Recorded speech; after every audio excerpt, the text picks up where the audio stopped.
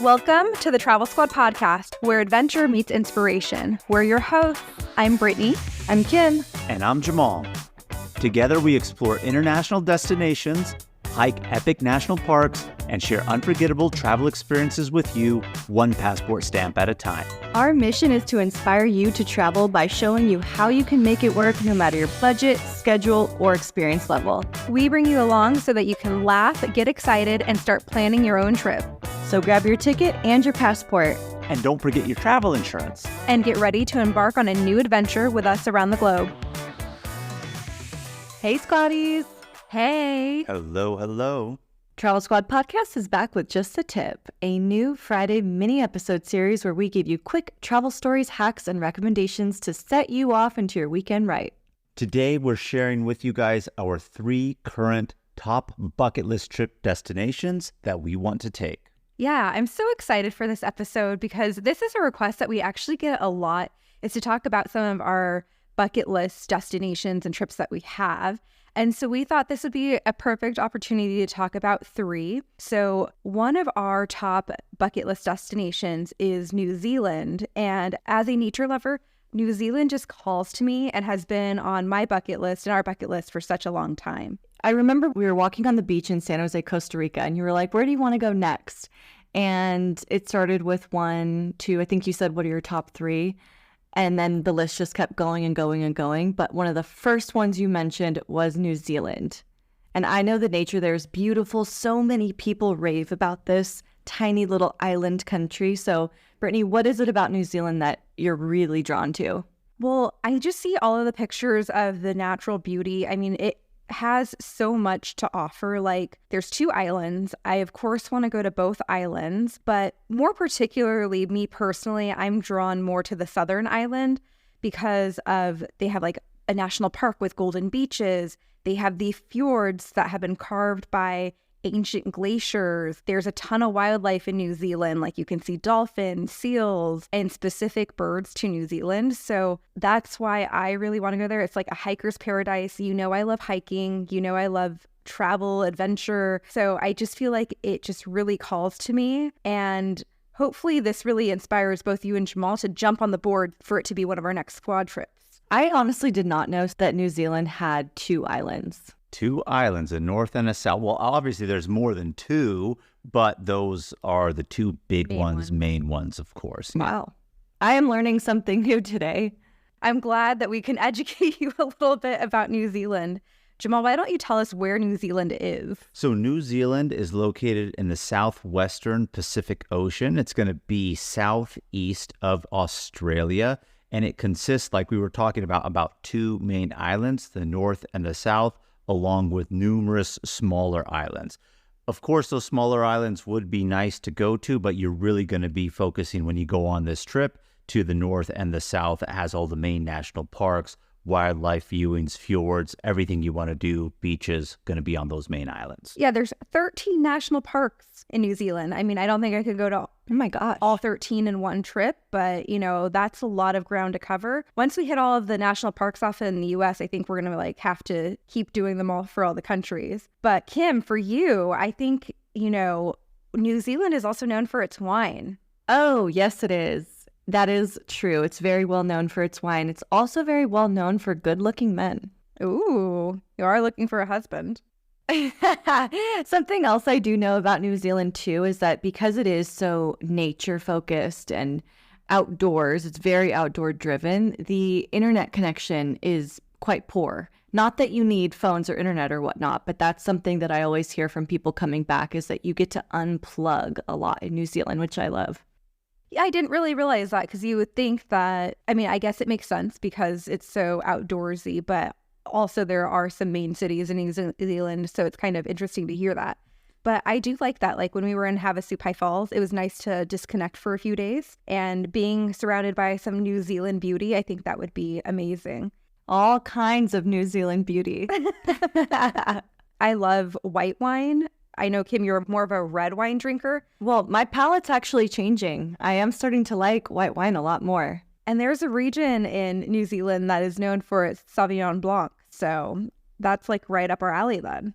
Okay, book it. So if we were to go, I've really thought a lot about this. Like, how long is the perfect length of a trip to New Zealand?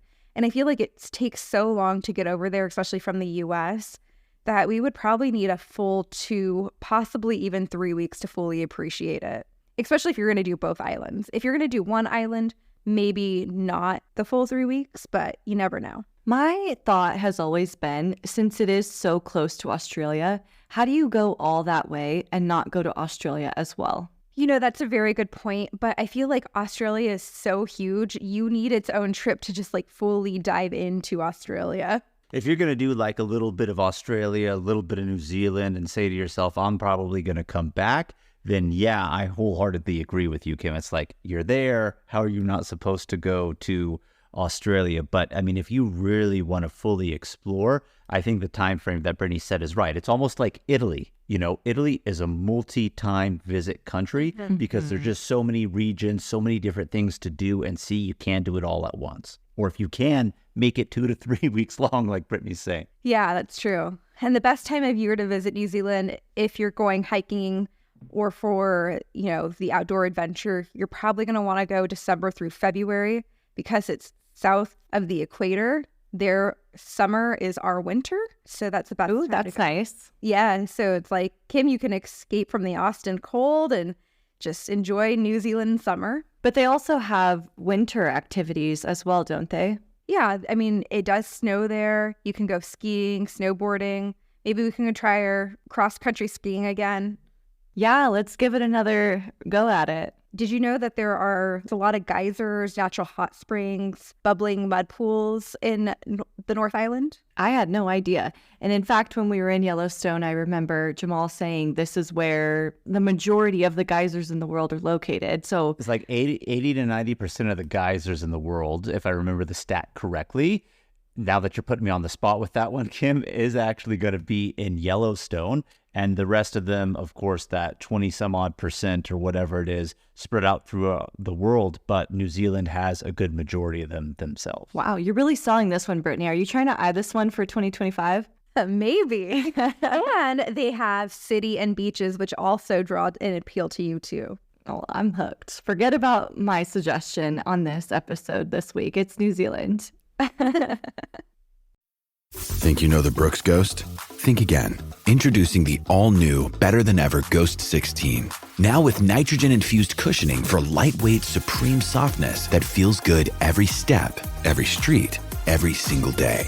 So go ahead, take your daily joyride in the all-new nitrogen-infused Ghost 16.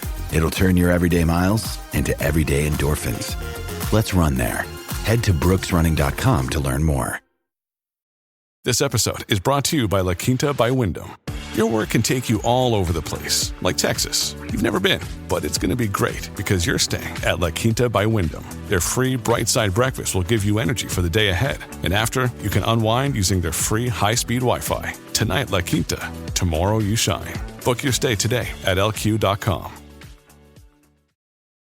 Jamal, what is a bucket list destination that you're dying to go to? Oh, gosh, it's going to have to be Antarctica. And, you know, I feel like we're in the fortunate position on how much we've traveled that we've actually hit bucket list destinations of ours. And then, of course, as you hit off those places, then there's new ones on the list. But Antarctica, quite honestly, is probably the hardest one to get to of any country, even though Antarctica is not a country. And this one has to be my number one bucket list right now, especially with Brittany's dad and girlfriend recently coming back from an Antarctic adventure. I'm completely sold on this one. And, you know, everyone knows where Antarctica is. It's at the bottom of the earth down there. But you would really get to Antarctica sailing. There's no way you're going to take a plane yourself. There's not really any private airports, nothing like that. You have to take an ocean line cruise to get down into that region unless you are a scientist who is camping out there in the research facilities. Where would you cruise from? That's a really good question. So the gateways to Antarctica from those cruises, of course, speaking of like Australia, New Zealand that we were just talking about, there are very few select cruises that are longer ones that go from that region, but the majority of them are going to leave from South America, either from Punta Arena, Chile, or if I always forget how to pronunciate this one, I think it's Ushuaia, Argentina. So either from Chile or Argentina in that Patagonia region, most southern points of South America, and then you're going to sail across through Drake's Passage, which is known to be some of the roughest maritime waters that there really are anywhere in the world to sail through. And then your payoff is the beautiful Antarctic continent. Okay, Drake's Passage. I actually have heard of this because of the 9-month round the world cruise. Did you ever hear about this cruise line? Well, lots of cruises do multi-month, even year-long ones, but which one are you referencing then, Kim? I can't remember the cruise line that was doing it, but it started going viral on TikTok quite a few months back for being a 9-month round the world cruise. And people were documenting the trip on TikTok. They started to develop a class system, and it was like a reality show on TikTok unfolding on this cruise line. Can't believe you didn't hear about this. I did not hear. I was living for it. I'm going to have to check that out now because I'm totally intrigued. But what did you see on that TikTok about Drake's Passage? So Drake's Passage, as they're all getting ready for this, they're all posting these TikToks of like, Drake's Passages tomorrow, we're getting ready for it, blah, blah, blah. And then the videos start coming out. You said this is one of the most roughest sea passageways. Oh, it is. The waves were crashing onto the cruise. There were hallways flooded. People had to evacuate rooms. Like, all hell broke loose during Drake's Passage. So I don't know, Jamal, if it's going to be the safest to do this. Well, I think that what you just came across on that TikTok, it can happen. Those are some of the most extreme conditions where maybe water's coming through. And I don't even say leaking. It has to be coming in from the top of the deck. It's not like there's a crack in the hole or anything. But it's not Titanic over here. No, of course not. But as a great example, like I mentioned, Brittany's dad and girlfriend Stephanie recently went, and they said they had a very pleasant sailing through Drake's Passage. So it's known to be rough seas, but that's not necessarily always the case. But to your point of it, how it can be rough, they really do have seat belts or bed straps or bed belts, whatever you want to call them, attachments for when you're sleeping and sailing through there so you don't fall out of your bed. So I think you're really selling Kim right now on that. But yeah, let me strap in.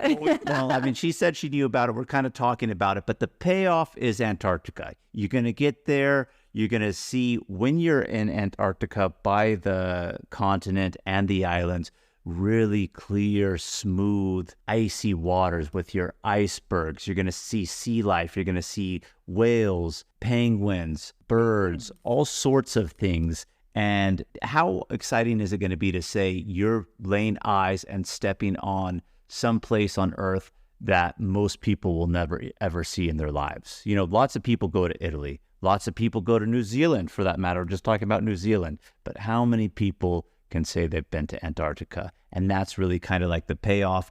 And to hit all 7 continents, Antarctica, I am sold. My concern, though, is you can get off the boat, right? They actually have a lot of boat outings. They have a lot of boat outings. And so it's so desolate. No one lives there. What are you doing there? You're basically getting out on the boat onto a little Zodiac boat, getting closer to the marine life, the penguins, the whales, the seals that are on the icebergs or on land. You're doing snowshoe trekking on the continent.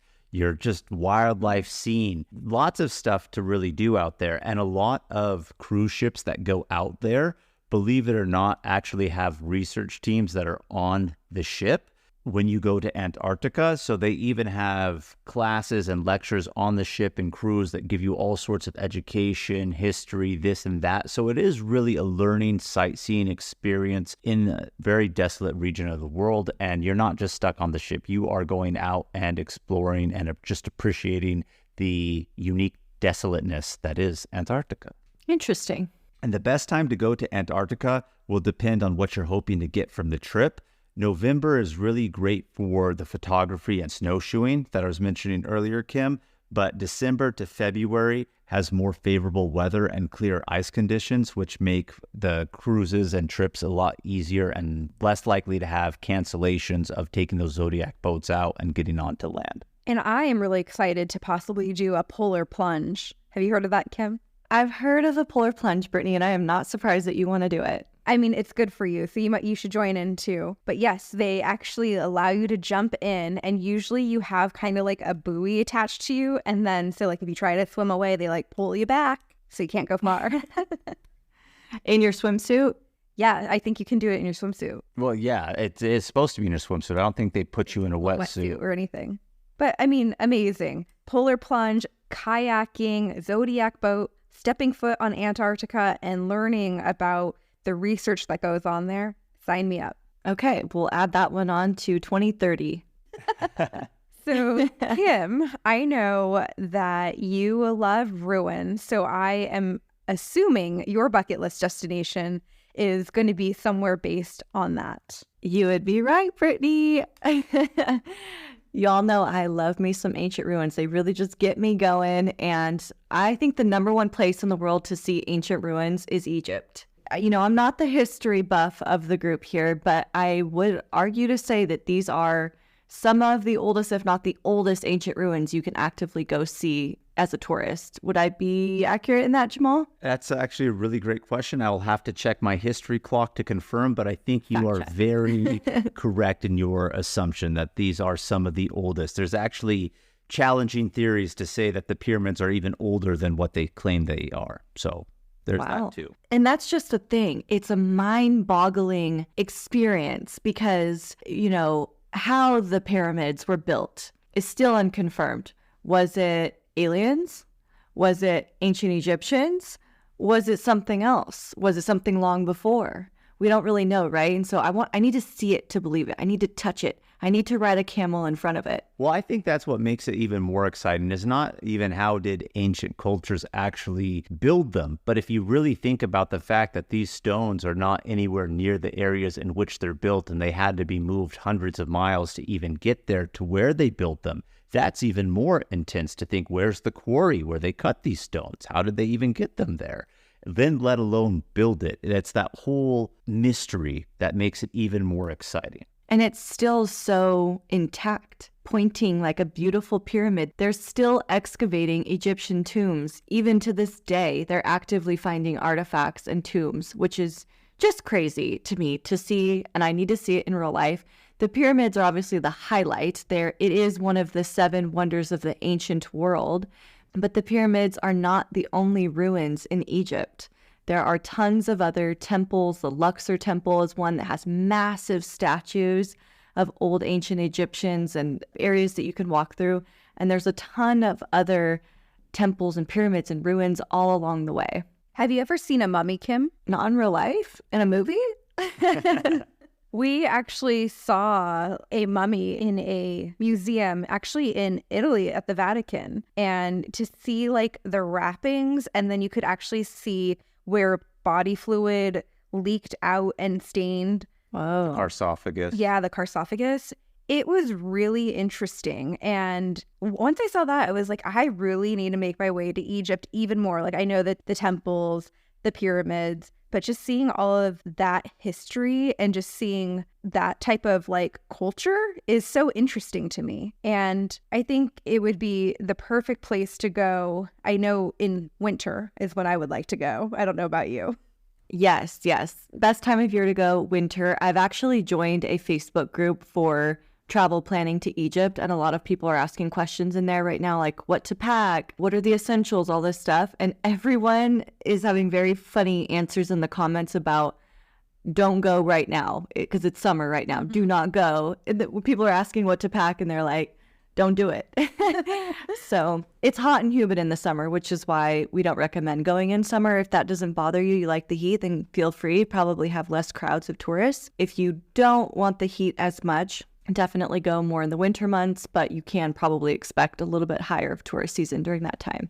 Based off the research you've done, what have you found to be like the perfect length of time for this trip? I've been doing a bunch of research, and I'm actually gravitating towards doing this one with Gate 1. One, because of the language barrier. We've been to Lebanon, and luckily, Jamal, we were with your family there, so we had amazing escorts who showed us all the best restaurants and the signs and everything. I think navigating a Middle Eastern country on your own would be very difficult and not something I necessarily want to do. I just want to sit back and relax and just, get off on the ruins. So Gate 1 has a couple that range from like 9 to 13 plus days. I think whether you're doing that or you're going on your own, at least a week. And then if you want to take a Nile River cruise, see more of the ruins and kind of kick back and relax in that way, maybe up to 2 weeks. And I think you can see all the highlights that you want within that time. I mean, if I'm there, I might as well hop on that Nile River cruise and experience another cruise of sorts, right? Then they do have cruise ship style cruises down the Nile. They also have shorter